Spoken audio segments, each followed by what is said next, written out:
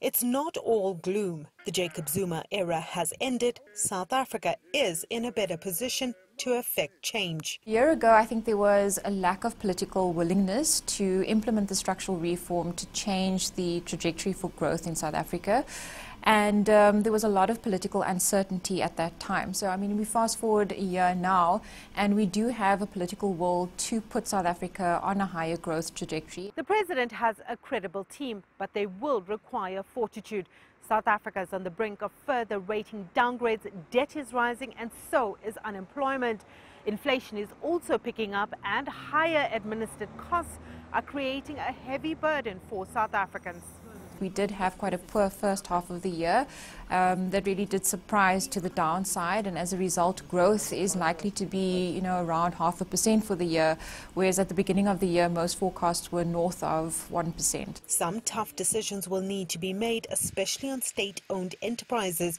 Eskom, the state-owned power utility, needs over $1 billion to keep the lights on, a direct result of corruption and mismanagement. The state-owned enterprises continue to drain a huge amount of resources from central government, and it's clear that they're going to require additional finance over the coming months. I don't think they're in a position to really survive on their own. The Treasury is dealing with a $1.7 billion shortfall in tax revenue collections.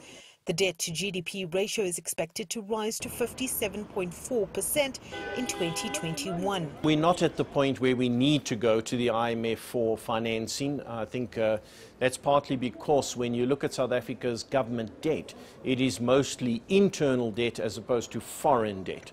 And as long as that remains the case, then South Africa can control the way in which it manages its debt. It's got a lot more autonomy. What we have started to see is a movement towards improved governance, and it will take some time for the financials to reflect the improved governance. But I think we also need to remember that there is still a firm commitment to the expenditure ceiling, which wasn't breached, and I think the rating agencies will take that into account. The president is on an aggressive drive to address youth unemployment and support business. He's got a crucial general election coming up in 2019. He needs to win in order to make good on his promises. Sumitra and Nydoo, CGTN, Johannesburg, South Africa.